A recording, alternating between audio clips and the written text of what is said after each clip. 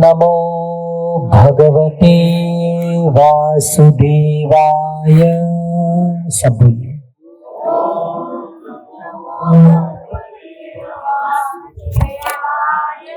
ओम नमो भगवते वासुदेवाय।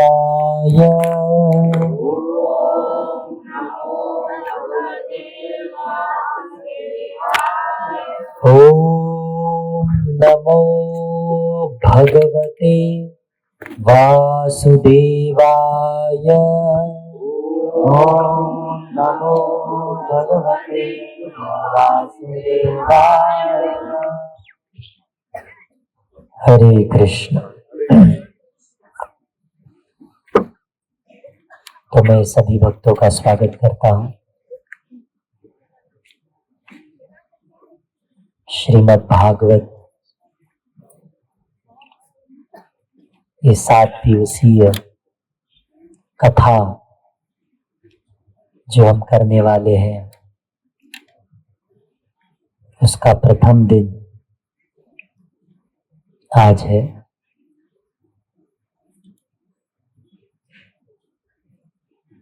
श्रीमद् भागवत ये सभी पुराणों में सर्वश्रेष्ठ माना जाता है।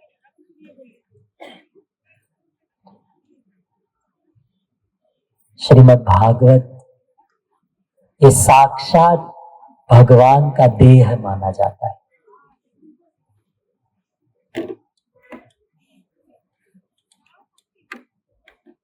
अत्यंत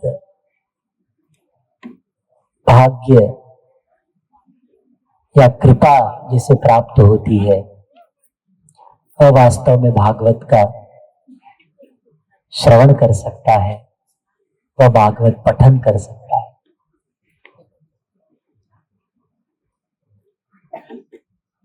तो हम सब लोग यहाँ पर उपस्थित हैं ये भागवत सुनने के लिए। तो हम सर्वप्रथम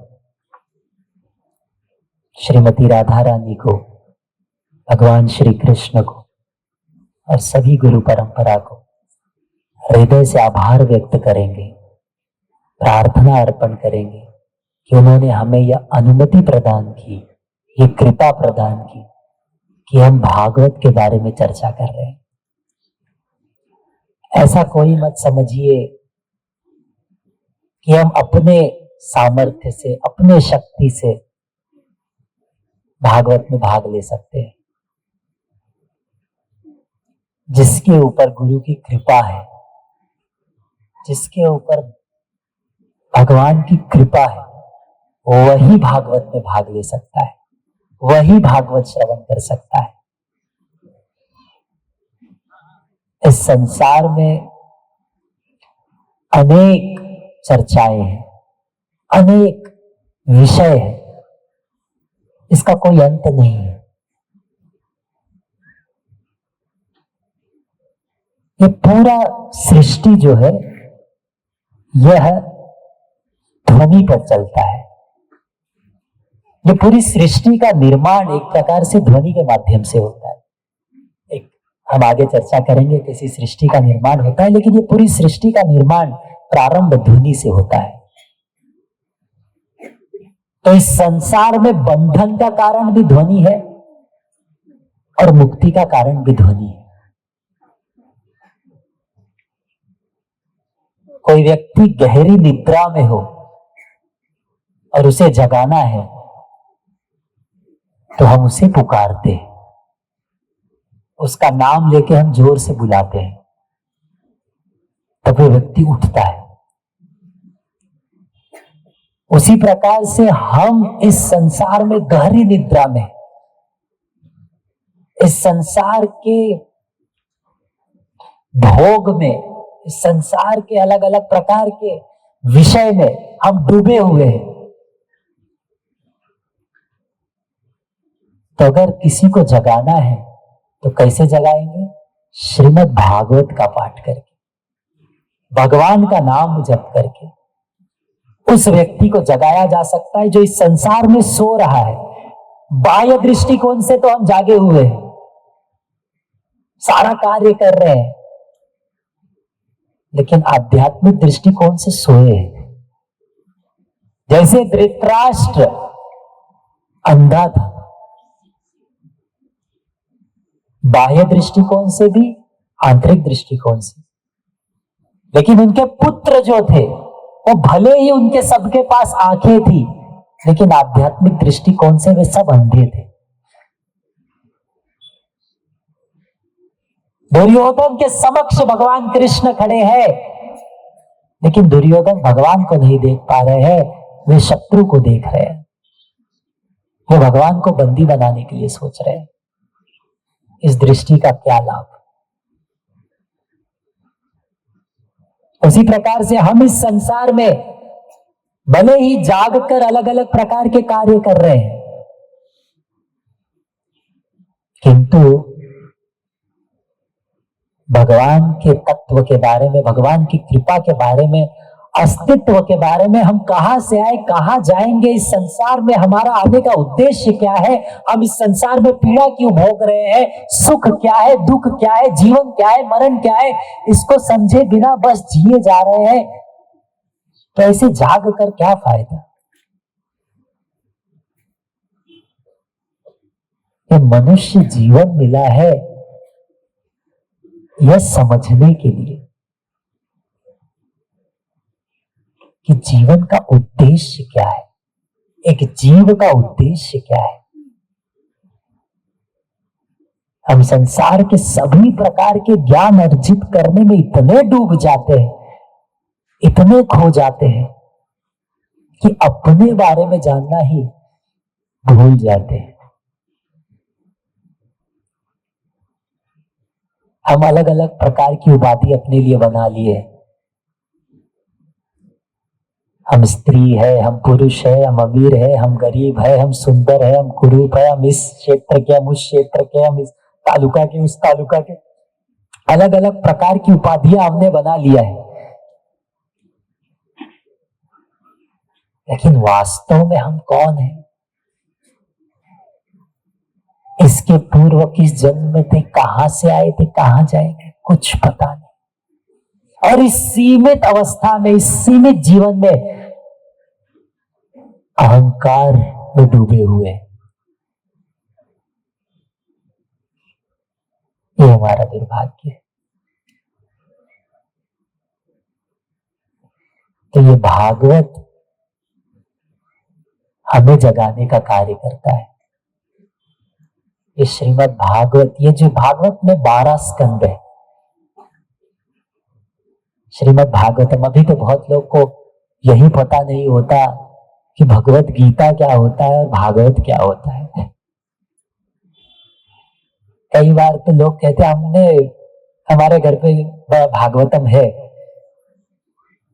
मैं पूछता हूँ कितने पुस्तक है? बोले हाँ, एक खरीदा था हमने। तो भगवत गीता अलग है, श्रीमद् भागवत अलग है। श्रीमद् भागवतम में 12 स्कंद है, ये पुराण है। भगवत गीता में 18 अध्याय भगवान के द्वारा बोला हुआ वचन है, और श्रीमद् भागवत में भगवान की लीलाओं का वर्णन। तो भगवत गीता जहां पर समाप्त होता है, वहां पे भागवत प्रारंभ होता है। हमने इसके पूर्व महीने में भगवत गीता के ऊपर चर्चा किया था, सार बताया था, लेकिन अब श्रीमद् भागवत के ऊपर चर्चा कर रहे हैं। तो ये भागवत भगवान का दिव्य देह माना जाता है। तो भागवतम में 12 स्कंद है। तो प्रथम 2 स्कंद भगवान के 2 चरण माने जाते हैं। तीसरा और चौथा स्कंद भगवान के पैर माने जाते हैं। 5वां स्कंद भगवान का उदर माना जाता है। 6ठा स्कंद भगवान का वक्ष स्थल माना जाता है। 7वां और 8वां स्कंद भगवान की दो भुजाओं को कहा जाता है। 9वां स्कंद भगवान के दिव्य कंठ को कहा जाता है। 10वां स्कंद भगवान के सुंदर मुख को कहा जाता है। 11वां स्कंद भगवान के ललाट को कहा जाता है। 11वां स्कंद और 12वां स्कंद भगवान के सिर को कहा जाता है। तो ये 12 स्कंद भगवान का दिव्य शरीर है।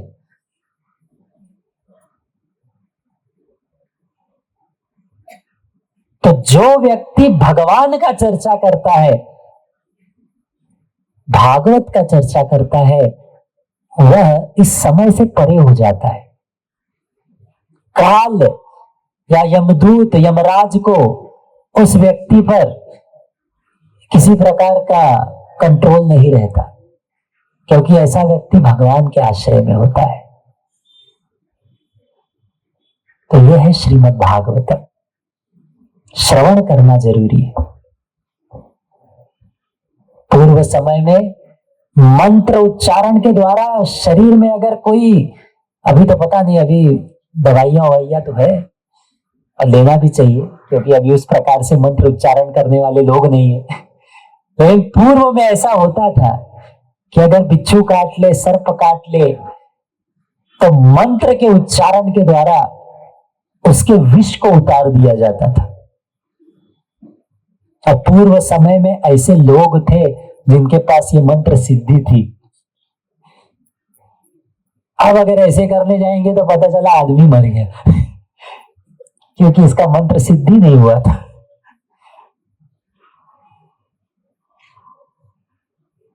कभी दवाइयों का उपयोग करिए, लेकिन पूर्व में ऐसा था। उसी प्रकार से हमारे जीवन में ये काम, क्रोध, लोभ, मोह, मद, मत्सर, इसका जो विष चढ़ा है, इसको उतारने के लिए भगवान के दिव्य नाम और दिव्य कथा का आवश्यक है। ये जब हमारे कर्ण के माध्यम से हृदय में प्रवेश करेगा, तब इस संसार का भव रोग, जो भव आसक्ति का विष है, वह धीरे धीरे कम होगा और हम पुनः अपनी चेतना में आएंगे।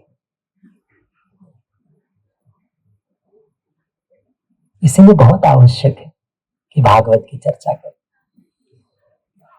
ठीक है, तो श्रीमद् भागवत हम प्रारंभ करते हैं। तो भागवतम प्रथम स्कंद में वर्णन आता है। नैमिषारण्य में 88,000 ऋषि एकत्रित हुए हैं। ठीक है, सब लोग ध्यान से सुनिए।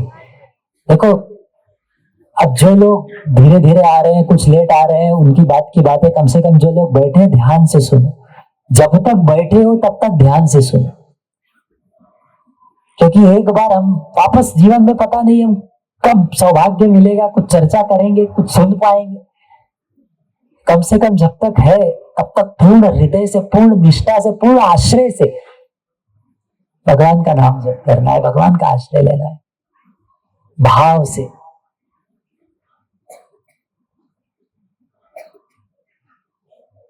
तो पुनः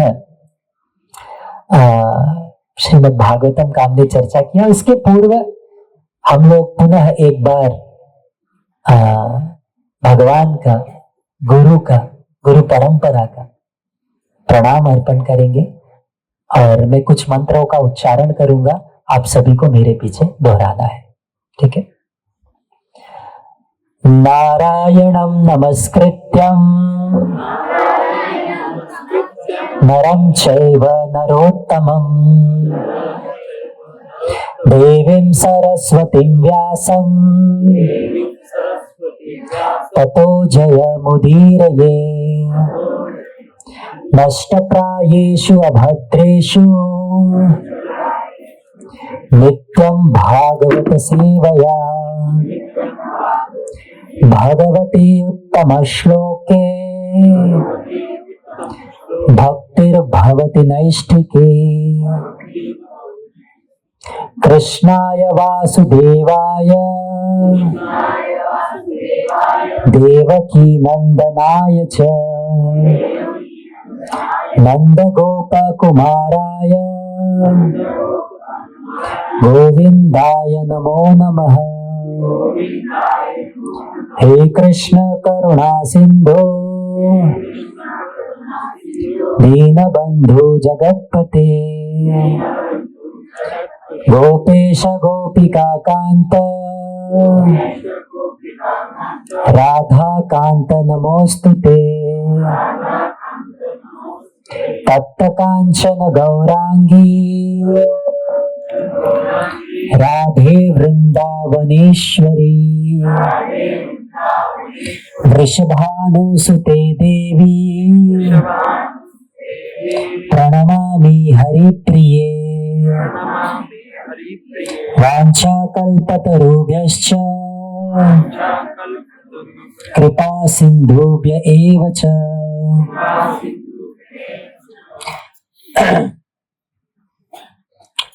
जय श्री कृष्ण चैतन्य प्रभु नित्यानंद श्री अद्वैत गदाधर श्रीवासादि गौर भक्त वृंद। हरे कृष्णा कृष्णा कृष्णा हरे हरे हरे राम राम राम हरे हरे। हरे कृष्ण। तो भागवत प्रारंभ करने के पहले ये सुंदर मंत्रों का उच्चारण करते हुए गुरु को प्रणाम करते हैं। तो नैमिषारण्य में 88,000 ऋषि एकत्रित हुए हैं और वहां पर सर्वश्रेष्ठ उन ऋषियों में शौनक आदि ऋषि है, शौनक ऋषि। और वहां पर सुत गोस्वामी का आगमन होता है। अब शौनक ऋषि सभी वहां पर लोग जो उपस्थित थे, सुत गोस्वामी, सभी ऋषियों ने सुत गोस्वामी को सुंदर आसन अर्पण करते हुए प्रश्न पूछना प्रारंभ किया। अब सुत गोस्वामी वहां पर कैसे पहुंचे, इसकी लीला हम वापस चर्चा करेंगे। तो शौनक ऋषि पहले कौन है? ठीक है, तो ब्रह्मा जी के पुत्र हुए भृगु मुनि, भृगु मुनि के पुत्र हुए शुनक और उनके पुत्र हुए शौनक। ठीक है, तो साक्षात ये भृगु वंश में आते हैं, बहुत श्रेष्ठ वंशावली है, साक्षात भृगु ऋषि है। तो भृगु ऋषि इतने महान थे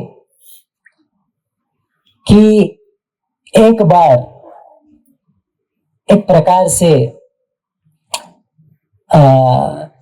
वहां पर उपस्थित सभी ऋषिगण उनसे अनुरोध किए कि जाओ पता करके आओ कि संसार में सर्वश्रेष्ठ कौन है, इस तीनों लोकों में, ब्रह्मांड में, आध्यात्मिक और भौतिक जगत में सर्वश्रेष्ठ कौन है, जाकर ढूंढ कर आओ। और भृगु ऋषि अलग अलग स्थान पर गए और फिर अलग अलग प्रकार की प्रक्रिया हुई। जब वैकुंठ में भृगु ऋषि गए, वहां पर लक्ष्मी देवी भगवान विष्णु के चरण सेवा कर रही थी और भृगु मुनि आए और सीधा जाके विष्णु के छाती पर जोर से लातों से प्रहार किया। सोचिए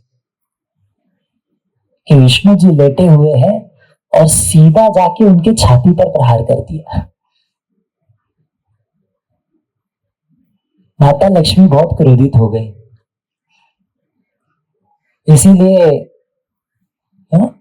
अब भृगु मुनि तो परीक्षा ले रहे थे, अब इतने श्रेष्ठ थे कि उन्होंने जाके लात मार दिया। हालांकि अब उनका अपना भाव है, भगवान के साथ अपना संबंध है, उसमें हम टिप्पणी तो नहीं कर सकते, लेकिन माता लक्ष्मी क्रोधित हो गए।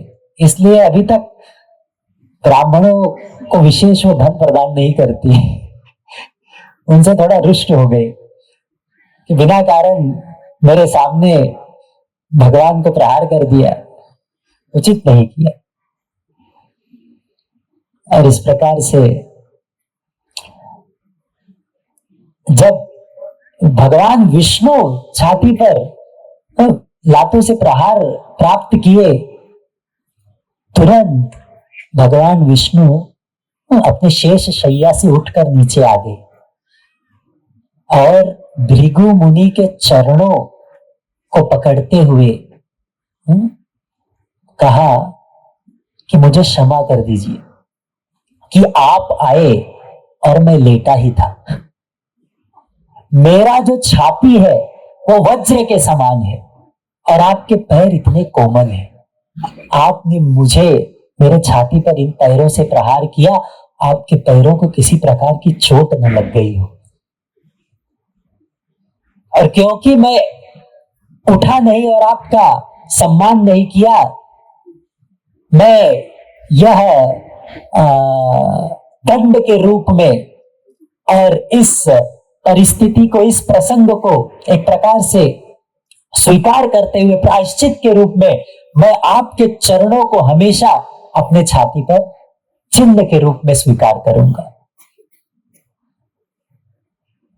जब भृगु मुनि ने ये देखा कि अरे मैं इस व्यक्ति को छाती पर प्रहार किया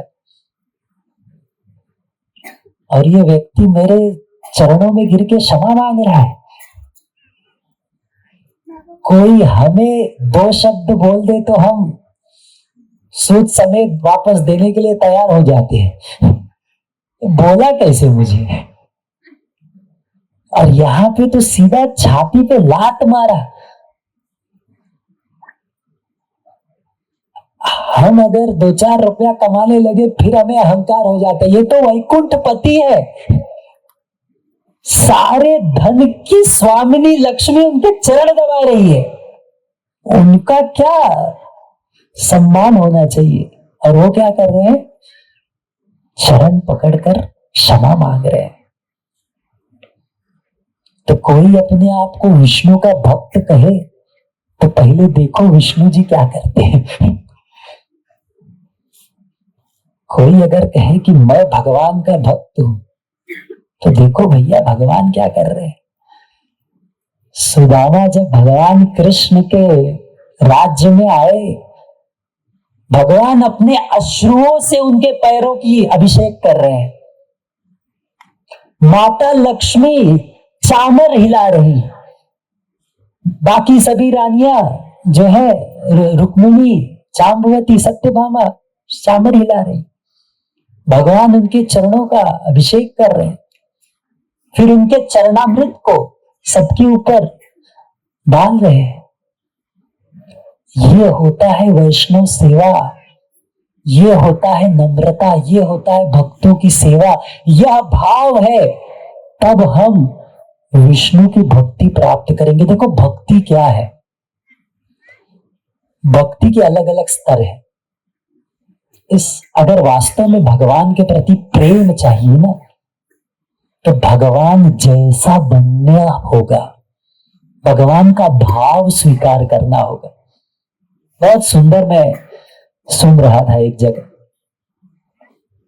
कि 2 प्रकार के लोग होते हैं, एक देवता और एक असुर।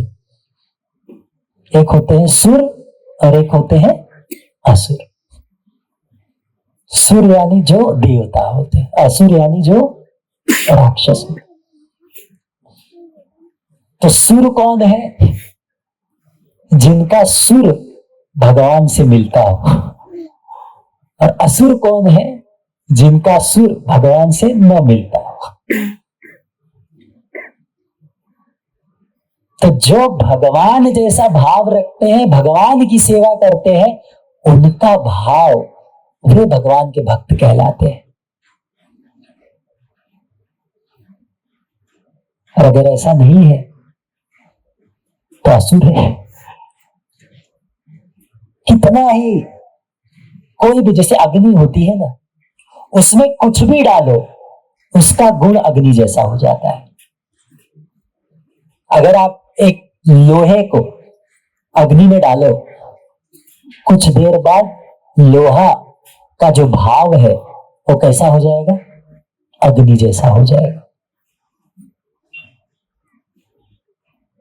तो हमें भगवान का भक्त बनना है तो भगवान के भाव को स्वीकार करना पड़ेगा।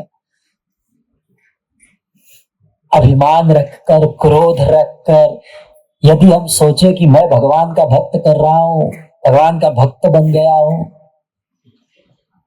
ऐसा भक्ति नहीं मिलता। त्रिनादपि सुनिचे न तरोरपि सहिष्णु न अमानी न मान देन कीर्तनीय सदा हरि। भगवान जय विजय के प्रसंग में कहते हैं, अगर मेरे ये दो हाथ वैष्णव सेवा के प्रतिकूल रहे तो मैं अपने हाथों को कटवा दूं। भगवान कह रहे हैं।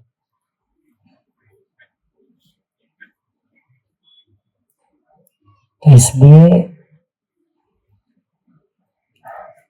भक्तों की सेवा, वैष्णव की सेवा है, नम्र हृदय रहना, प्रत्येक जीव का सम्मान करना, यह प्रथम चरण है भक्ति में आगे बढ़ने के लिए। तो ये भृगु मुनि के वंश में शौनक ऋषि आते हैं। सुत गोस्वामी कौन? ठीक है, तो नैमिषारण्य में सुत गोस्वामी भागवतम प्रारंभ कर रहे हैं बोलना। तो सुत गोस्वामी रोमहर्षण सुत के पुत्र है। अब वर्णन आता है कि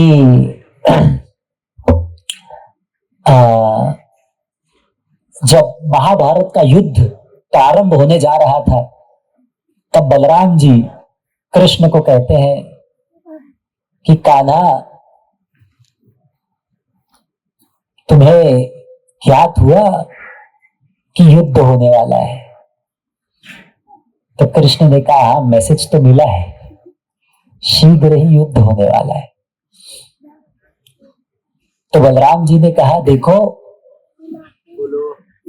कौरव भी हमारे समधी है और पांडव भी हमारे रिश्ते में आते हैं। ठीक है, अब दुर्योधन की पुत्री लक्ष्मणा, ठीक है, और कृष्ण की पत्नी जामवती से जो पुत्र थे सांब, उनके साथ विवाह हुआ था। तो एक प्रकार से दुर्योधन समधी थे।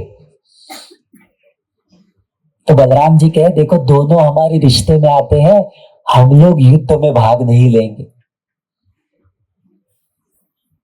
तो कान्हा ने कहा, क्या करेंगे? बोले, यहां से भाग लेंगे। युद्ध में भाग नहीं लेंगे, हम क्या करेंगे? भाग लेंगे, तीर्थ चले जाएंगे।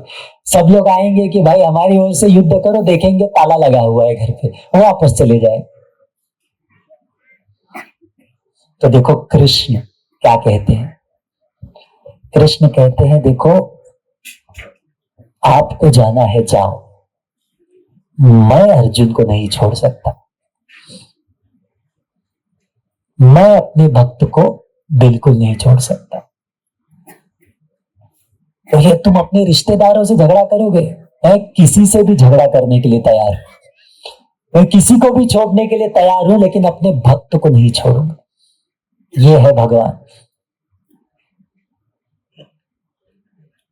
तो बलराम जी उनको कह रहे, अरे आप कैसे एक का साइड लोगे, दूसरे का नहीं लोगे, इस प्रकार से क्यों करोगे?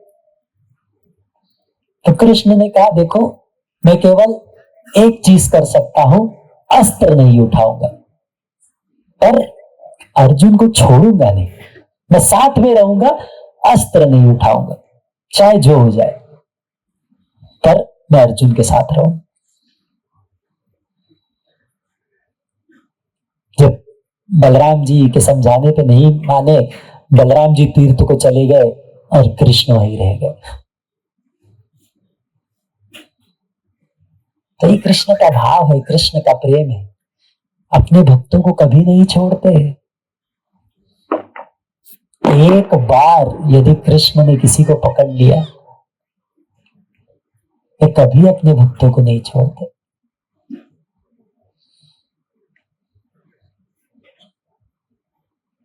एक बार यदि हमने कृष्ण का आश्रय लिया, एक बार यदि हमने हृदय से कृष्ण को समर्पण किया, भगवान उसके हो जाते हैं, पुनः नहीं छोड़ते। हम इस संसार में कई लोगों के पीछे भागते हैं, जैसे मैं कह रहा था उस दिन, एक 9वीं का लड़का आता है और मुझे कहता है कि मेरा जिंदगी बर्बाद हो गया। अरे जीवन तो तेरा चालू ही नहीं हुआ अभी तक, बर्बाद कब हो गया? क्या नहीं, मेरी प्रेमिका ने मुझे छोड़ दिया। अरे बोले 9वीं में है तू? बोले क्या करूं, उसके बिना अब मेरे जीवन में कोई सहारा नहीं। 9वीं का लड़का बोल रहा है मुझे। तो ये हाल है आजकल का। अब ऐसा नहीं कि 9वीं के लड़के में ही होता है।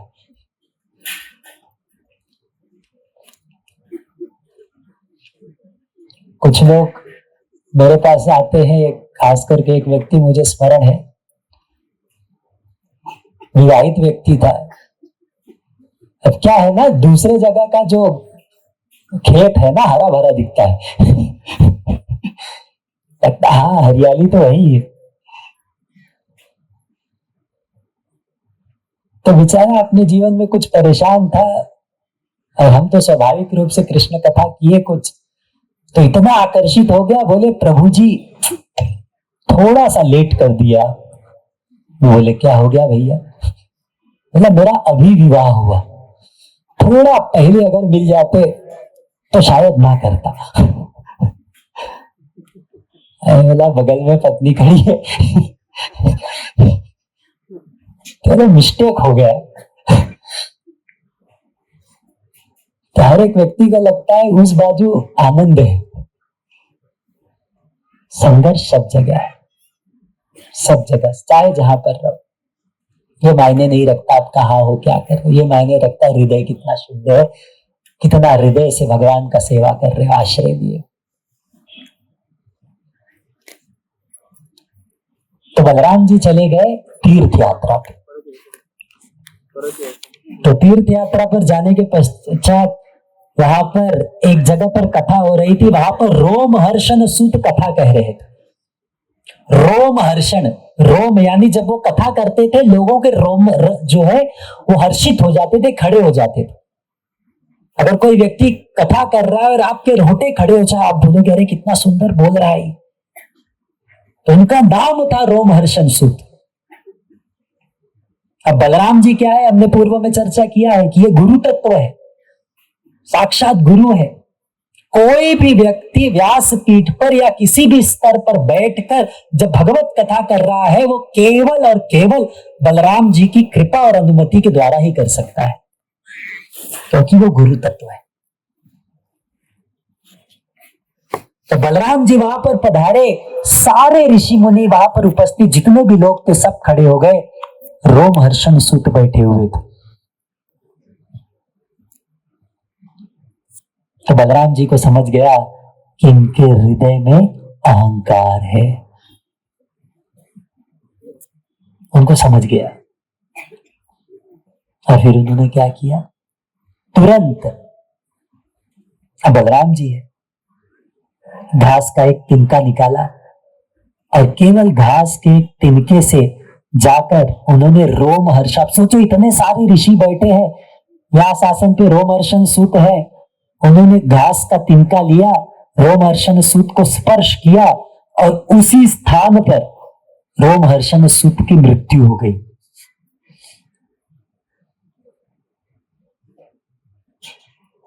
लाइव मर्डर स्टेज पे व्यासासन पर, वो भी कथावाचक, वो भी किनके द्वारा, बलराम जी के द्वारा। क्यों? क्योंकि उनके हृदय में थोड़ा सा द्वेष था जो बलराम जी दे के दिए थे।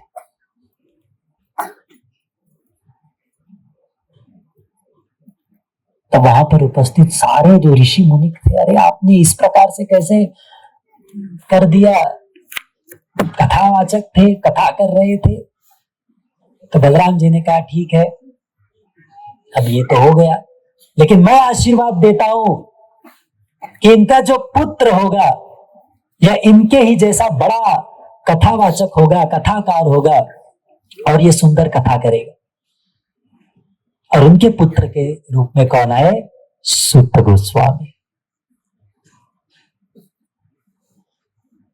इसीलिए बलराम जी ने कहा था, इसी नैमिषारण्य में जब बलराम जी पहुंचे थे, उधर वहां पे उनकी मृत्यु हुई थी। बलराम जी कहते यहाँ पर सूत गोस्वामी आएंगे, इसलिए सूत गोस्वामी नैमिषारण्य में गए और वहां पर 88,000 जो ऋषि थे वहां पर उपस्थित थे और उन्होंने सूत गोस्वामी का स्वागत किया।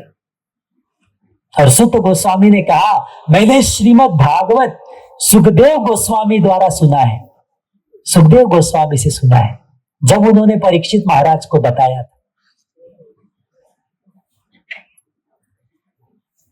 और तब वहां पर मैं उपस्थित था और जो मैंने उनसे सुना वही मैं आपको सबको बताऊंगा।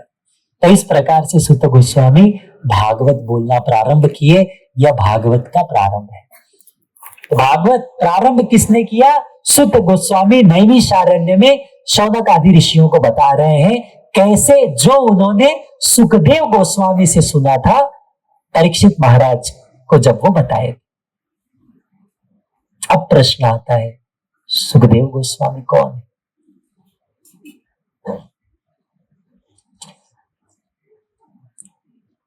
तो इसमें भी बहुत सारे प्रसंग है। तो सुखदेव गोस्वामी अपनी माता के गर्भ में 12 वर्ष थे। उनकी माता का नाम व्यासदेव, व्यासदेव उनकी पत्नी का नाम वृत्तिका, वृत्तिका नाम था। तो वृत्तिका के पुत्र थे सुखदेव गोस्वामी। तो वृत्तिका के गर्भ में 12 वर्ष थे। सोचो, साधारण पुत्र 9 महीने का होता है, 12 वर्ष तक वो बाहर ही नहीं आए। व्यासदेव पूछे कि भैया बाहर आओ। बोले मैं नहीं आऊंगा। क्यों? बोले बहुत माया भगवान की बहुत प्रबल है, मैं बाहर आऊंगा भगवान की माया मुझे पकड़ लेगी, मैं बाहर नहीं आऊंगा। अब देखो गर्भ में बात कर रहे हैं, बहुत महत्वपूर्ण बात है। जब गर्भ में शिशु होता है ना, वो सब ऐसा नहीं है कि केवल उसे पोषण देना होता है शारीरिक रूप से। जो हम करते हैं वो पूरा सीखता रहता है और गर्भ में ज्यादा सीखता है। किसी के गर्भ में संतान है और बैठ के माता संसार भर का झगड़ा देख रही है, सीरियल देख रही है, तो बच्चा प्रहलाद महाराज नहीं जन्म लेगा।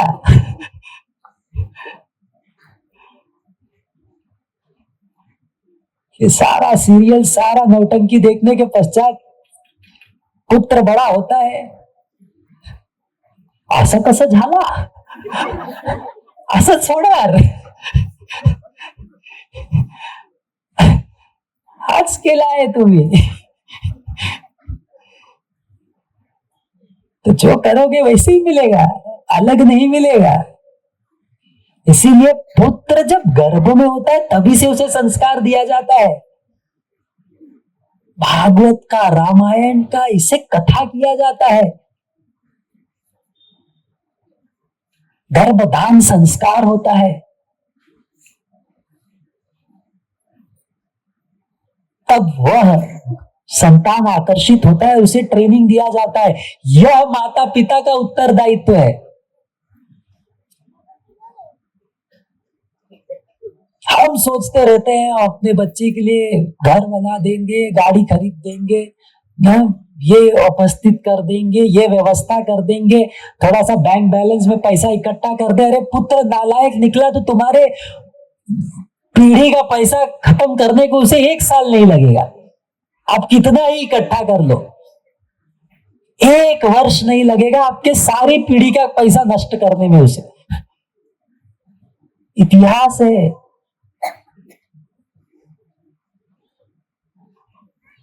लेकिन हम क्या सोचते हैं?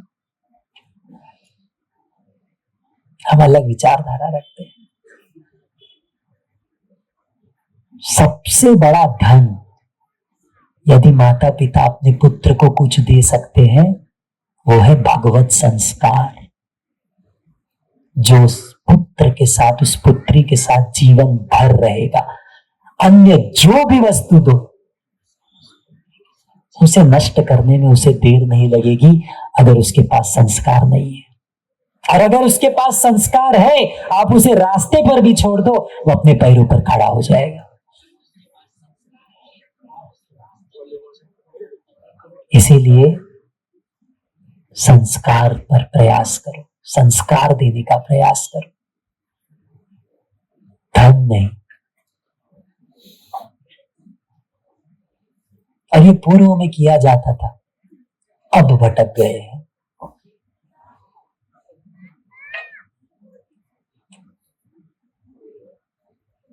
तो व्यासदेव कहे तुम चिंता मत करो, तुम माया से प्रभावित नहीं होगे। तो सुखदेव गोस्वामी पेट में थे और कहे मैं तुम्हारे ऊपर विश्वास नहीं करता। व्यासदेव भगवान के अवतार है, कहे तुम्हें मुझ पर विश्वास नहीं, बोले तुम खुद माया में हो, मुझे क्या बचाओगे। अपने पिता को कह रहे। व्यासदेव कहे मैं माया में हूं, बोले हाँ कैसे, बोले आप ही तो कह रहे हो मेरे पुत्र बाहर आओ, हम मेती। आप खुद अहंकार में हो, तो फिर आप मुझे कैसे माया से बचाओ। भगवान आके मुझे बोलेंगे कि मैं माया मुझे स्पर्श नहीं करेगी तो मैं बाहर आऊं। स्वयं भगवान आके कहेंगे तब मैं बाहर आऊं। अब इसका एक इतिहास है। अब व्यासदेव जी ने क्या किया था, सारे वेदों का एक प्रकार से लिखित रूप में बांट दिया और अलग अलग ऋषियों को दे दी। तो भागवत जब निर्माण हुआ तो बोले ये भागवत का प्रचार कौन करेगा, ये साधारण कोई व्यक्ति नहीं कर सकता। तो उन्होंने भगवान को प्रार्थना की, तपस्या किया और भगवान प्रकट हुए। और फिर भगवान ने कहा इस भागवत का प्रचार राधा रानी के तोता वो स्वयं आएंगे और इस भागवत का प्रचार करेंगे। तो यहां पर जब सुखदेव गोस्वामी बाहर नहीं आ रहे थे, पुत्र थे, और तो व्यासदेव जी ने भगवान को प्रार्थना किया तो भगवान आए और भगवान स्वयं आके उस पुत्र को कहते हैं चिंता मत करो, बाहर आओ, मेरी माया आपको कुछ नहीं करेगी। सुखदेव गोस्वामी कहते हैं ठीक है अब बाहर आता। तब तक उनका नाम नहीं रखा गया था। तब भगवान जाते जाते व्यासदेव जी को कहे कि देखो आपका पुत्र बोलता बहुत मीठा है, तोता जैसा। तोता को शुक भी कहते हैं, इसलिए इसका नाम शुक रखना। और यह बोलकर भगवान चले गए। अब नामकरण हो गया तो स्वयं सुखदेव गोस्वामी का नाम किन्होंने रखा है, भगवान। अब व्यासदेव जी सोचो 12 मास 12 वर्ष वितिका के गर्भ में सुखदेव गोस्वामी है, पिता प्रतीक्षा कर रहे कब ये पुत्र बाहर आए। अब भगवान आके किसी प्रकार से बोले कि भाई आप आ सकते हो बाहर। तो व्यासदेव जी बड़े प्रसन्न हुए कि अब मेरा पुत्र बाहर आएगा। सुखदेव गोस्वामी बाहर आए, आते ही घर छोड़ के चले गए। अब व्यासदेव जी बोले इतना वर्ष बाद आए और पीछे पीछे दौड़ रहे। सुखदेव गोस्वामी आगे आगे जा रहे, कह रहे रुको रुको रुको घर पे। सुखदेव गोस्वामी चले गए। ऐसे वैरागी थे, किसी प्रकार का कोई आसक्ति नहीं, न घर से न बाहर से कोई आसक्ति नहीं। यहाँ पे वर्णन आता है जब सुखदेव गोस्वामी दौड़ रहे थे, आगे जा रहे थे, व्यासदेव जी पीछे पीछे जा रहे थे, तो वहां पर जाते जाते एक तालाब पड़ा। वहां पर कुछ स्त्रियां स्नान कर रही थी। जब व्यासदेव जी आए, वृद्ध है, पिता की उम्र के हैं, तो उन स्त्रियों ने जैसे देखा सुखदेव गोस्वामी को, उन्होंने वस्त्र धारण कर लिया। तो व्यासदेव जी कहे अरे मेरा पुत्र अभी गया, तो आप लोगों ने कुछ नहीं किया, मैं पिता समान हूं, व्यास देव हूं, और आप लोग इस प्रकार से व्यवहार कर रहे हो। तो बहुत सुंदर रूप से वो स्त्रियां कहती है, वो कहती है आपका पुत्र जो है उसमें लेश मात्र भी काम वासना नहीं।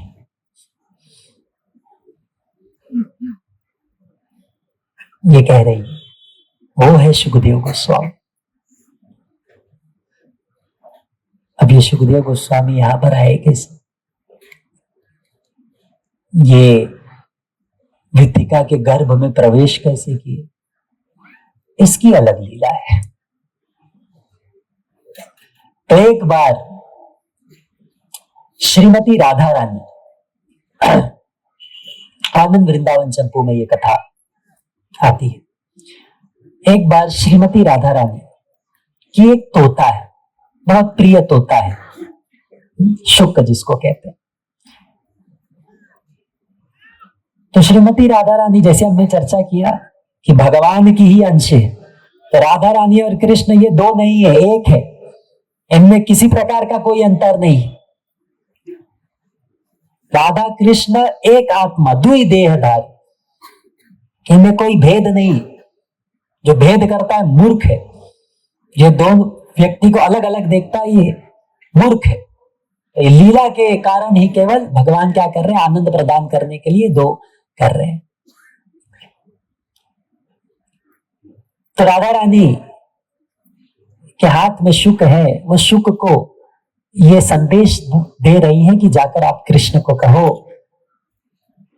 कि जिसके लिए सारे देवी देवताएं, जिसके कृपा कटाक्ष के लिए, जिसके दर्शन के लिए सारे देवी देवताएं ललायित है, वे भगवान कृष्ण मेरे प्राण धन है, मेरे स्वामी है। लेकिन मैं उनसे मिल नहीं पाती, सांसारिक बंधनों के कारण, मर्यादा, कुल, परिवार, ये सब के कारण मैं मिल नहीं पाती, और बिना मिले मैं जी नहीं सकती, मर भी नहीं सकती। कैसे जीऊं?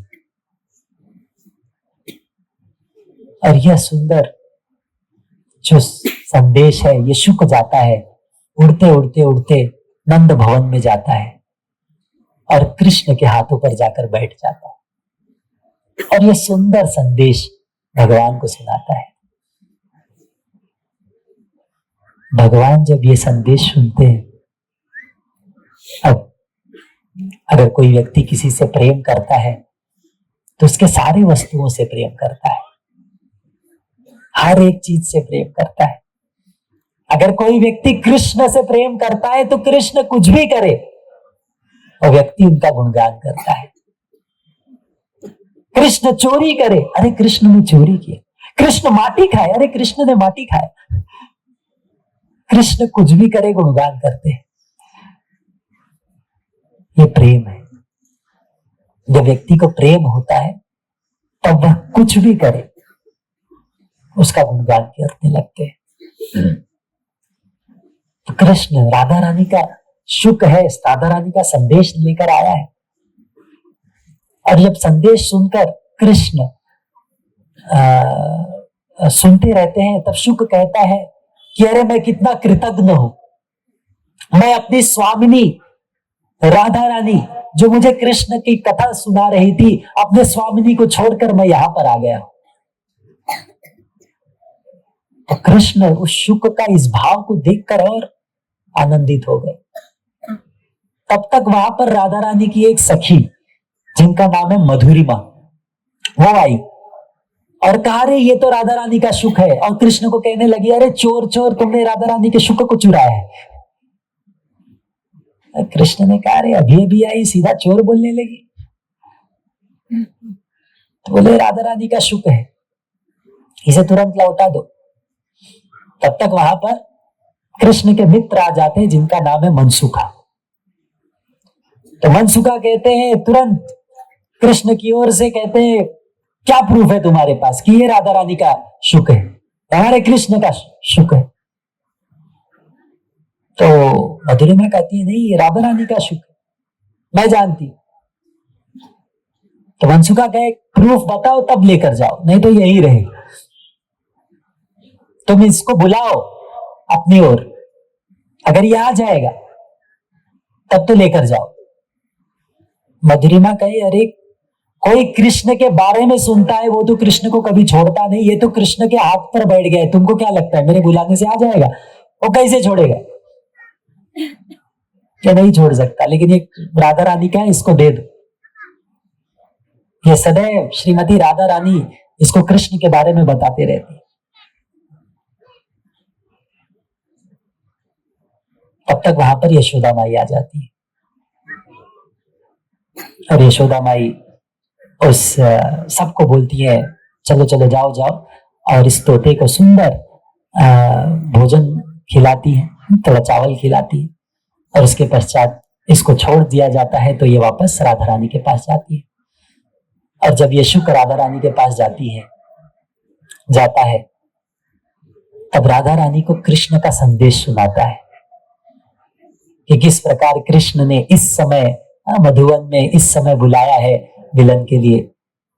और जब कृष्ण का संदेश राधा रानी सुनती है इस शुक से, राधा रानी उस शुकदेव उस शुक को चुंबन करती है प्रेम से, अपना पूरा प्रेम के द्वारा उस शुक को, उस छोटे से तोता को चुंबन करती है और अपना पूरा प्रेम उस शुक में डाल देती है। अब छोटा सा तोता है, अब राधा रानी ने प्रेमवश जब उसको चूमा, वो तो बेचारा आनंद से भाव विभोर हो गया। और राधा रानी ने कहा, कृष्ण की लीला को प्रचार करने के लिए तुम धरती पर जाना और तुम कृष्ण की लीला का प्रचार करना। ये राधा रानी ने उन पर कृपा की। अब यह शुक धरती पर आए।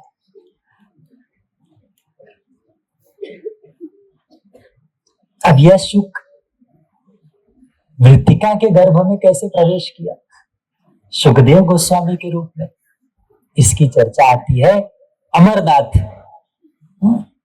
भगवान शिव। तो भागवत जो कृपा है ये शिव जी का कृपा है, भगवान शिव जी की कृपा है।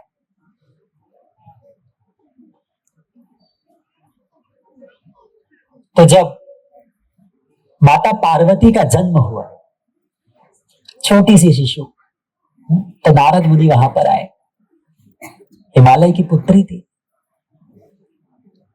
तो नारद मुनि ने कहा, तुम्हारी पुत्री बहुत सुंदर है, अत्यंत सुंदर,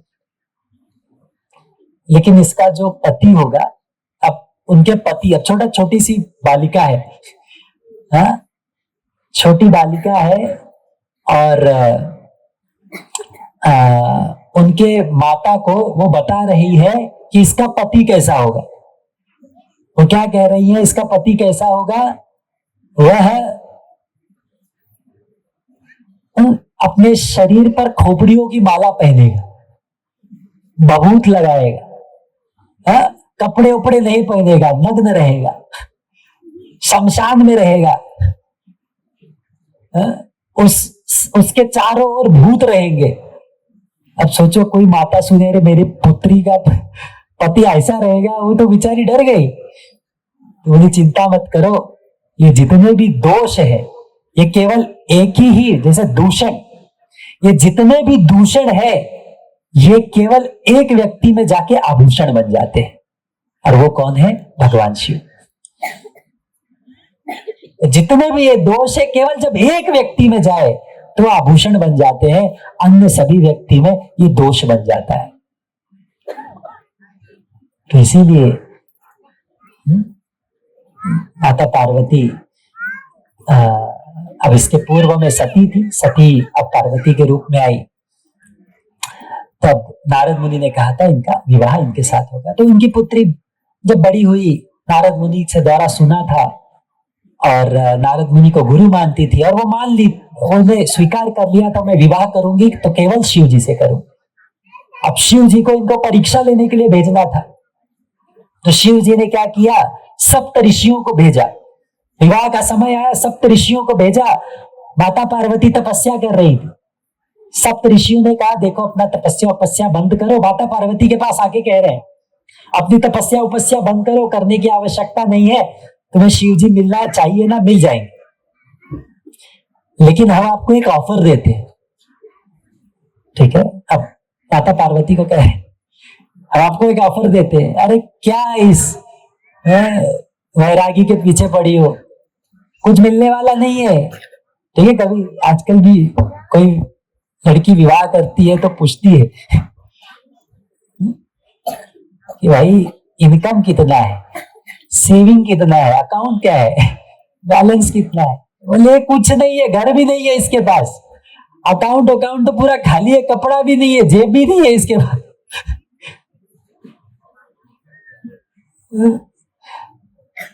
तो बहुत पछताओगी, कुछ मिलेगा नहीं तुमको। शिव जी से शादी करने में छोड़ दो, विष्णु से शादी करो, वो एकदम अच्छे से रखते हैं रानियों को। शिव जी से गलती से मत करना। तो माता पार्वती कहे देखो आप लोग ऋषि हो, मेरे घर पे आए, बहुत अच्छा हुआ, लेकिन अभी आप जा सकते हो। चाहे मुझे कोटि कोटि जन्म क्यों ना चले जाए, कि मैं विवाह करूंगी तो शिव जी से करूंगी।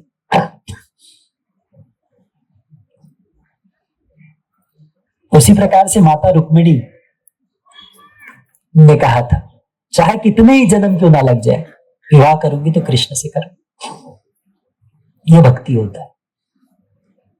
तो सप्तऋषि जब सुने, शिव जी को जाकर बताया, शिव जी बड़े प्रसन्न हुए। विवाह में आए शिव जी। अब विवाह में भी शिव जी अब सारे भूतों के साथ बैल पे चढ़कर आए। जब दूल्हा आता है तो माता, वो जो लड़की की माँ होता है, थोड़ा उसका स्वागत करती है। तो कहीं कहीं पे वर्णन आता है शिव जी आए, बैल पे उल्टा बैठ के आए थे।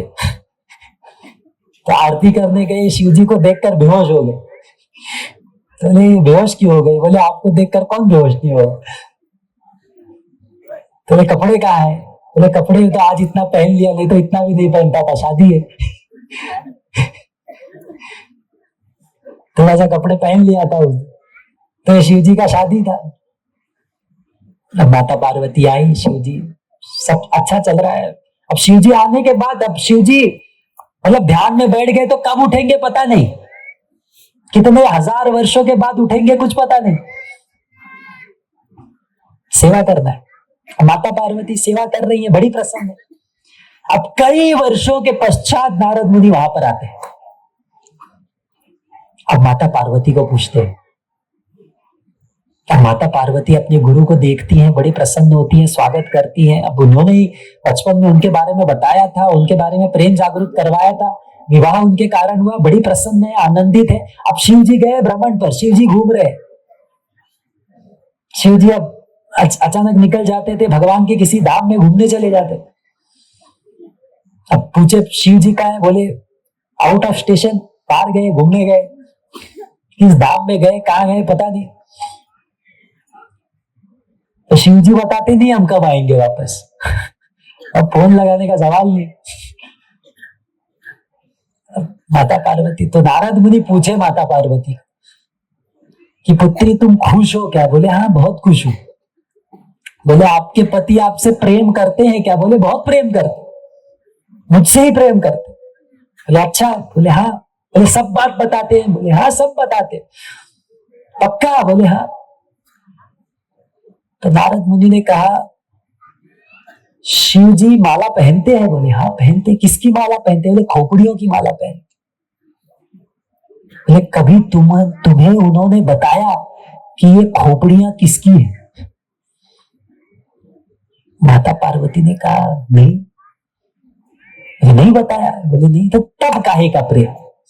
तो आज तक बताया ही नहीं कि ये खोपड़ियां किसकी, मतलब तुमसे वो कुछ चीज छुपाते हैं। माता पार्वती को डाउट आने लगा, मन में संशय आने लगा। अब माता पार्वती ने पुनः पूछा, माता पार्वती को पुनः नारद मुनि ने कहा और एक बात बताओ, ये जो खोपड़ियां हैं ये किसी स्त्री की है? इतना बोल के नारद मुनि कहे लेकिन ठीक है भाई, आप दोनों के पति पत्नी के बीच में मुझे क्या बोलना, बोल के चले गए। अब इसके बाद शिव जी आए। अब रोज जब शिव जी आते थे तो आइए स्वामी जी बैठिए, सेवा होता था, सत्कार होता था, स्वागत होता था। आज कुछ हो ही नहीं रहा। शिव जी पूछे कि क्या हो गया, आज कुछ नाराज दिख रही हो। तो उन्होंने कहा तुम मुझसे कुछ छुपा रहे हो। बोले अरे मैं क्या छुपा रहा हूं, ये क्या तुम मुझसे प्रेम करते हो? बोले हाँ बहुत प्रेम करता हूं। तो तुम मुझसे कुछ छुपा रहे हो? बोले नहीं, तुमसे क्या छुपाऊं, मेरे पास है क्या छुपाने के लिए, तो खुला हो पूरा। तो बोले नहीं, तुम कुछ छुपा रहे हो। तो बोले ये खोपड़ियों की माला है। बोले ये कौन है? शिव जी पूछे घर पे कौन आया था ये बताओ। बोले नारद मुनि आए थे। बोले शिव जी सब समझ गए। बोले खुद तो विवाह किया नहीं, जिसने किया उसका रहने देता नहीं। अब दोनों भाई भाई है, आपस में बोल सकते, दोनों ब्रह्मा जी के पुत्र। तो बोले देखो ये सब बैरागी होते हैं, बोल के चले जाते, ज्यादा सीरियसली नहीं लेते। अब माता पार्वती माने तक तो बोले नहीं, मुझे पता है कुछ तो गड़बड़ है। और शिव जी को भी झेलना पड़ रहा है, गड़बड़ है, बताओ क्या है, तुम मुझसे प्रेम करते हो कि नहीं? बोले हाँ करता हूं। तो फिर बताओ ये क्या है। तो जब माता पार्वती नहीं मानी तो शिव जी ने कहा ये सारी खोपड़ियां जो है ये तुम्हारी ही खोपड़ियां है। ये सुन के पार्वती की खोपड़ी खिसक गया। वो मेरा खोपड़ी तो मेरे पास है, ये खोपड़ी किसका है? इस जन्म का खोपड़ी में पूर्व जन्म के खोपड़िया है। तो तुम अपना प्रत्येक जन्म में अपना शरीर छोड़ देती हो, तो मैं तुमसे इतना प्रेम करता हूं कि प्रत्येक जन्म में तुम्हारा जो अब इसको हिंदी में खोपड़ी ही कहते तो क्या करूं। अंग्रेजी में स्कल कहते हैं, हिंदी में क्या कहते, खोपड़ी कहते। तो तुम्हारा खोपड़ी का मैं माला पहनता हूं, मैं इतना प्रेम करता हूं। पूर्व जन्म में मैं सती थी, तब सती माता सती पूर्व जन्म में जब अग्नि स्वीकार करने के पूर्व भगवान हरि को प्रार्थना की कि भगवान पुनः मैं भगवान शिव की ही अर्धांगिनी बनी, और यह बोलकर उन्होंने शरीर त्याग किया था। तो आपका शरीर लेकर मैं सब जगह दौड़ा था, अलग अलग शक्तिपीठ के रूप में जो स्थापित हुआ। मैं तुमसे इतना प्रेम करता हूं और वो खोपड़ी पहनता हूं, तुम मुझ पर डाउट कर रही हो। तो माता पार्वती कहा आप मुझसे बहुत प्रेम करते हैं, अच्छी बात है, अच्छी बात। लेकिन वे दूसरा प्रश्न, बोले मैं मर जाती हूँ आप जीवित रहते, ऐसा कैसा? यहाँ पे थमे तब तो, मैं मर जाती हूँ आप जीवित रहते, ऐसा कैसा?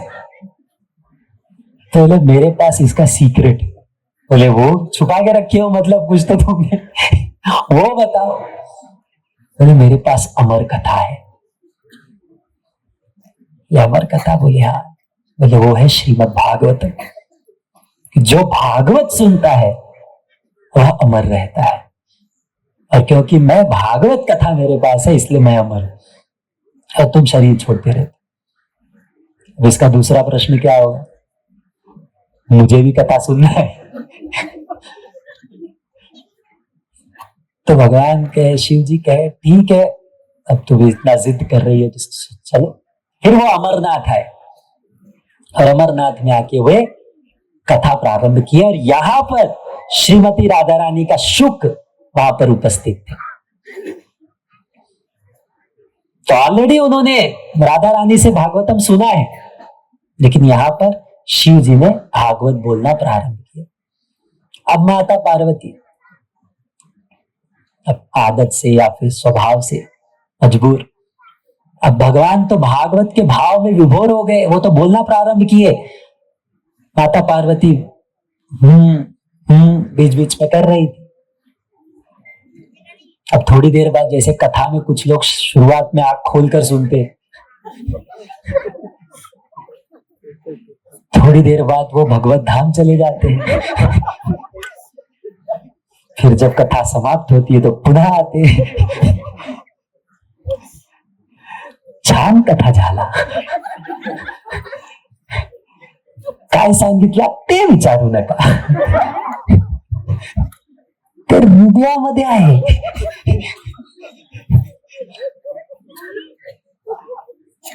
तैसे माता पार्वती भी सो गई। अब वहां पे तोता बैठे हैं। अब माता पार्वती हू हू नहीं करेगी बीच बीच में, शिवजी वापस उड़ जाएंगे, कथा बंद हो जाएगा। इसलिए तोता जो है ये बोलने लगा, हम्म। अब सुंदर कथा हुआ। अब शिवजी ने कथा समाप्त हुआ। अब आँख खोल के देखा, माता पार्वती तो सो रही। ये कथा सुना कौन? तब देखा इस तोते ने सुना है। तब अभी तक सिर्फ शिव जी के पास ये कथा था, अमर कथा। अब ये तोता ने सुन लिया। अब ये तोता जाके पूरे संसार को बताएगा। शिव जी क्रोधित हो गए, तुरंत त्रिशूल लेके इसके पीछे दौड़े मारने के लिए। अब ये भागता भागता भागता सब जगह गया और जाते जाते भाग भाग के कहां पे आया? बद्रिकाश्रम। और वहां पे माता वित्तिका के गर्भ में प्रवेश कर गया। ये शुक जो कि राधा रानी का तोता है। अब यहां पे दौड़ते दौड़ते भगवान शिव त्रिशूल लेकर आए। बोले मैं वो तोता कहां है, उसको मारूंगा। अब व्यासदेव वहां पर है, बोले थोड़ा शांत हो जाओ। तो उन्होंने कहा क्या हो गया? बोले इन्होंने अमर कथा सुन लिया मुझसे। तो व्यासदेव ने कहा तुम उसे कैसे मार सकते हो? ये क्यों? बोले पहली बात तो ये अमर कथा आप ही कहते हो, जो ये सुन लिया वो मरेगा नहीं। और इसने सुना तो सुना, आपके मुख से सुना डायरेक्ट, तो आप इसे कैसे मार सकते हो? तो शिव जी ने कहा बात तो बराबर है। तो फिर शिव जी प्रसन्न हुए, कृपा किए और चले। तो ये जो पुत्र हुए ये कौन हुए? सुखदेव गोस्वामी। और ये सुखदेव गोस्वामी भागवत के प्रचारक है। ये भागवत कह रहे हैं। तो भागवत का जो जन्म है वो इस तरह से महान। कौन है सुखदेव गोस्वामी? कौन है सुत गोस्वामी? और किनसे ये भागवत प्रारंभ हुआ है, ये इसका इतिहास है।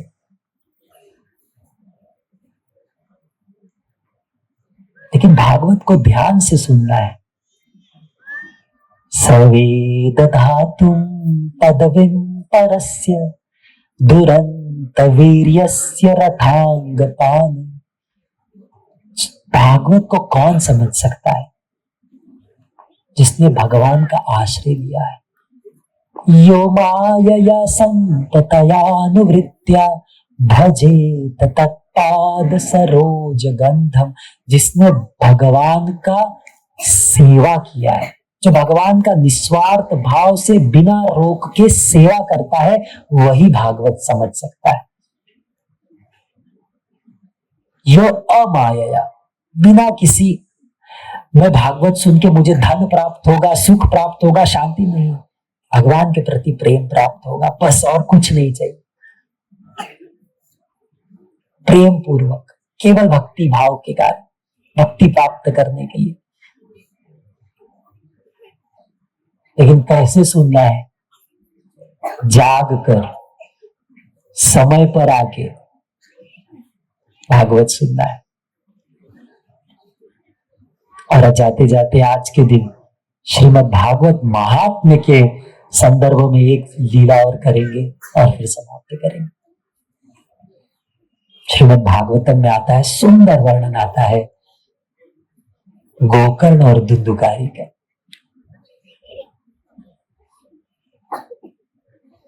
तो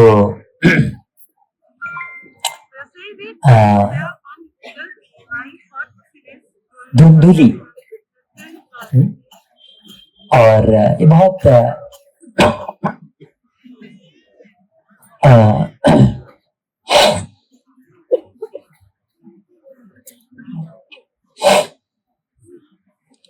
आत्मदेव नामक एक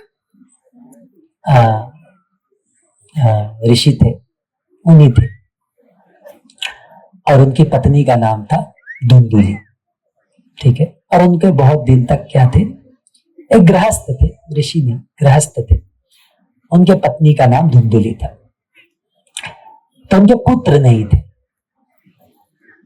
अब स्वभाव है, जिसको जो नहीं होता है उसी का उसको बहुत इच्छा होती है। तो आत्मदेव वो क्या किए, बहुत दुखी थे, पीड़ित थे, वे जंगल गए थे, विलाप कर रहे थे, प्राण छोड़ने वाले थे। तब तक वहां पर उनको ऋषि मिले, बोले क्यों इतने दुखी हो? अब ये जंगल गए प्राण छोड़ने के लिए, त्याग करने के लिए, कि परेशान हो गया, पुत्र नहीं। तो ऋषि ने कहा क्यों दुखी हो? मेरे पास पुत्र नहीं है, जीवन में कोई आनंद नहीं है, ऐसे जीवन का क्या लाभ?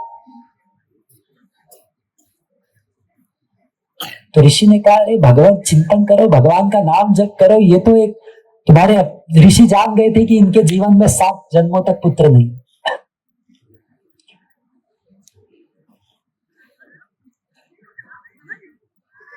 तो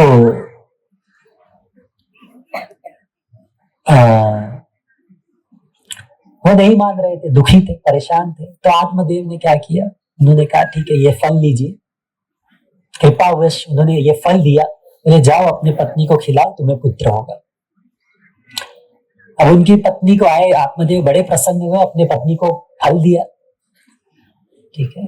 अब उनकी पत्नी थोड़ी अलग विचारधारा की थी, और उन्होंने कहा अगर पुत्र गर्भवती होंगी तो बहुत पीड़ा होगी, और मेरा शारीरिक सौंदर्य भी गड़बड़ हो जाएगा,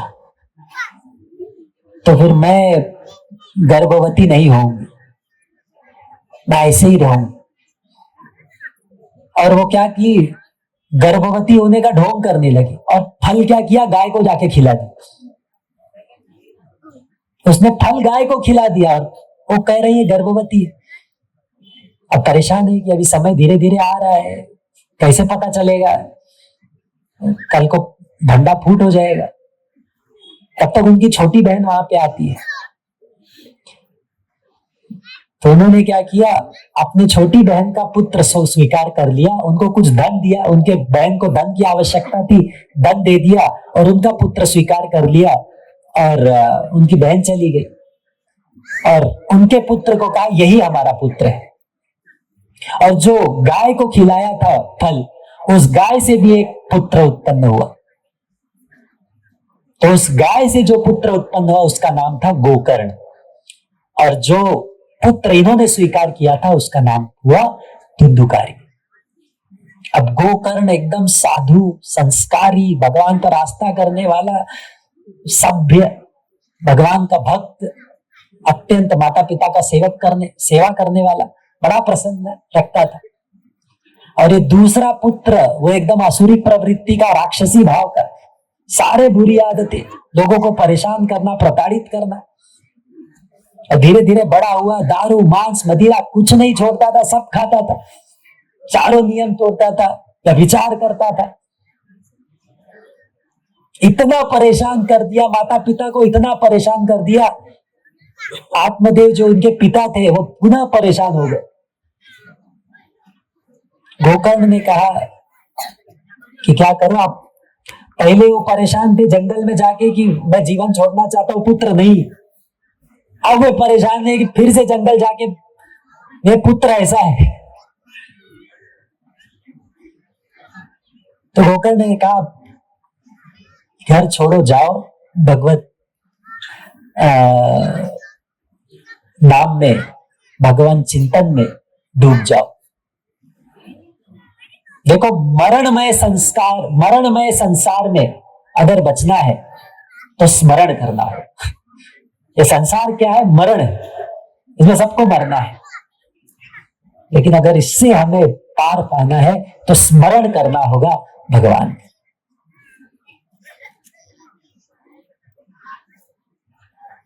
अब गोकर्ण भी तीर्थ यात्रा पे घूमते रहते थे। अब बचा कौन घर पे? उनकी माता धुंधुली। तो इतना परेशान करने लगे धुंधुकारी, उसपे माता को पैसा मांगते थे, 2 पैसा दो, मदिरा पीना है, व्यभिचार करना है, वैश्यों के पास जाना है। इतना परेशान करते थे कि धुंधुली ने आत्महत्या कर ली। अपने पुत्र से परेशान होकर आत्महत्या कर ली। अब जितना भी ये था घर पे, सब धन था, वे सब अब पूरा स्वामी कौन है? धुंधुकारी। अब उसने क्या किया? 5 वैश्यों को घर पर लाकर रख दिया, वैश्याओं को। ठीक है, 5 वैश्याओं को घर पर लाके रखता था। वह सब उनको आनंद प्रदान करती थी, और वो क्या करता था? लोगों को मारता था, लूटता था, चोरी करता था, डकैती करता था, सारे बुरे काम करता था। अब वैश्याएं सोच रही है कि ये अपने माता पिता का नहीं हुआ, हमारा क्या होगा? दूसरा, इसको कब राजा पकड़ के दंड देगा, इसका कुछ ठिकाना नहीं, और इसको दंड देगा तो हम भी फंसेंगे। तो वैश्याओं ने क्या किया?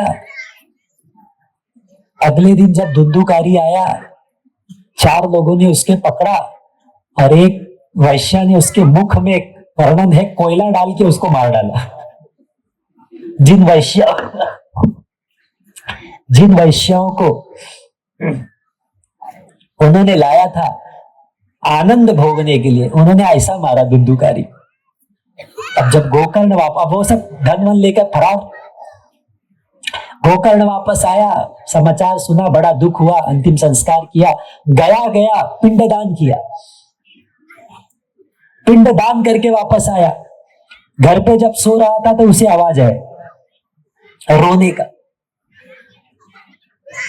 अपने भाई को बुला रहा है। तो जब देखा तो उन्होंने कहा, मैं आपका भाई धुंधुकारी, मैं भटक रहा हूं। तो गोकर्ण ने कहा, अरे मैं तो पिंडदान करके आया, तुम फिर भी कैसे बचा? बोले, मेरे पाप इतने हैं कि ये पिंडदान से भी कुछ नहीं हुआ, ये पिंडदान से भी कुछ नहीं हुआ। तो फिर वर्णन आया, ठीक है, क्या करना होगा? तो उन्होंने क्या किया? सूर्य नारायण का प्रार्थना किया। भगवान सूर्य नारायण को प्रार्थना किया, तब भगवान ने कहा, आप क्या करो? श्रीमद् भागवत का श्रवण करो। और जब श्रीमद् भागवत का श्रवण 7 दिनों तक आप करोगे, तब इसका उद्धार होगा। गोकर्ण तुरंत तैयार हो गए, और उन्होंने क्या किया? भागवत श्रवण प्रारंभ किया।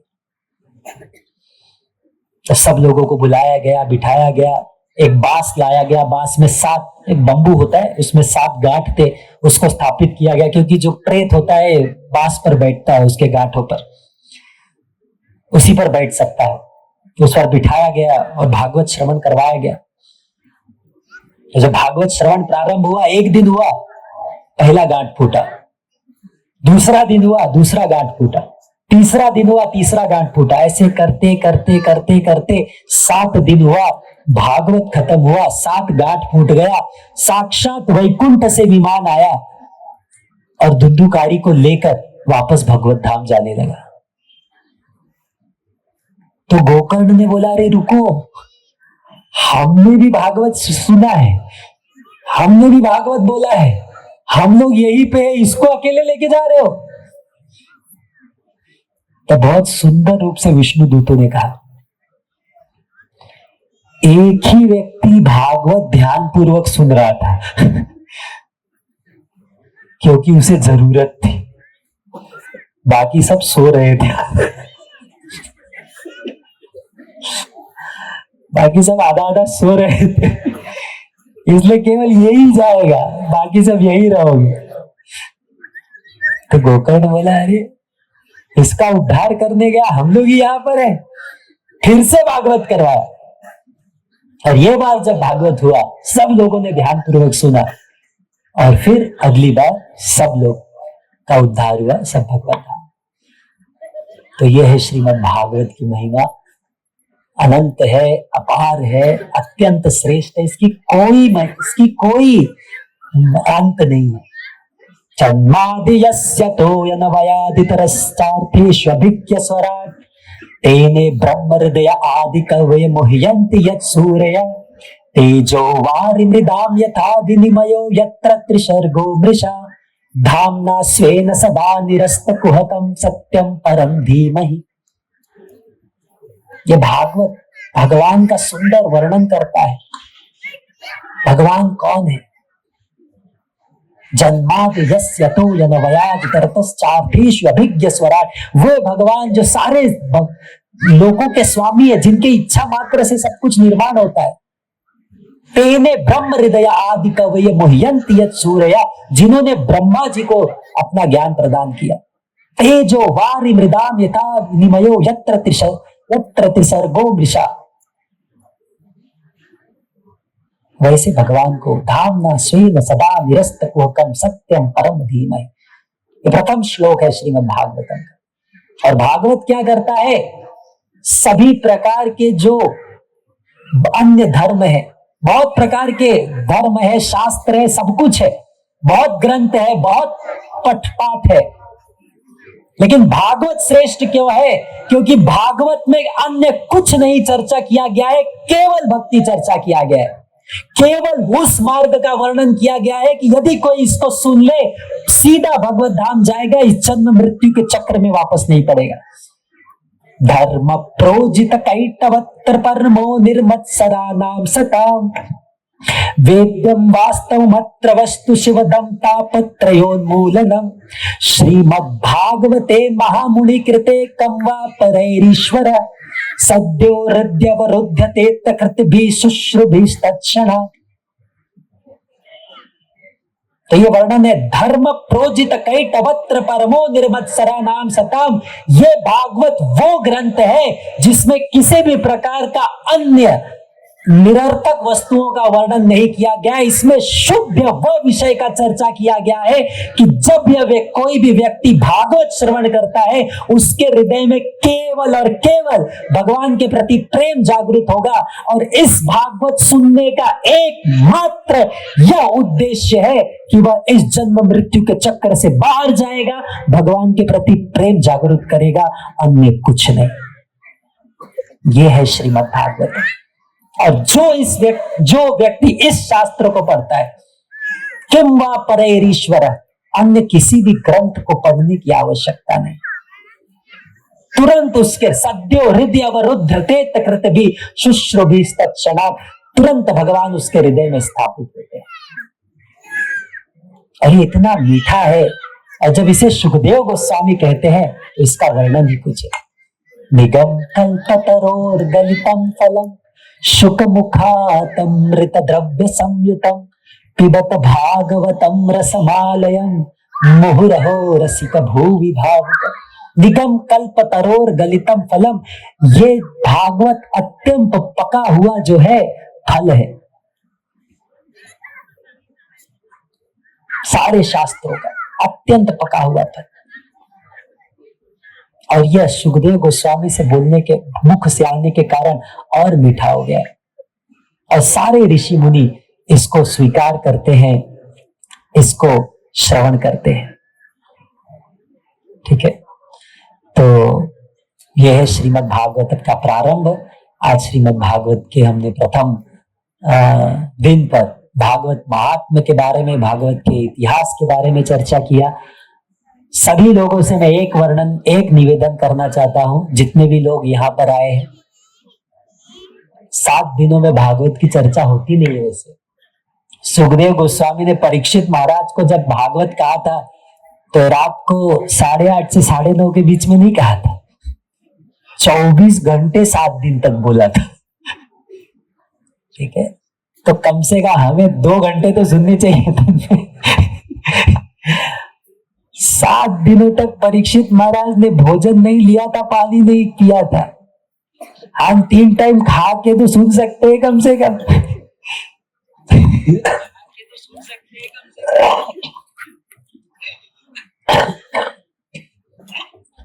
समय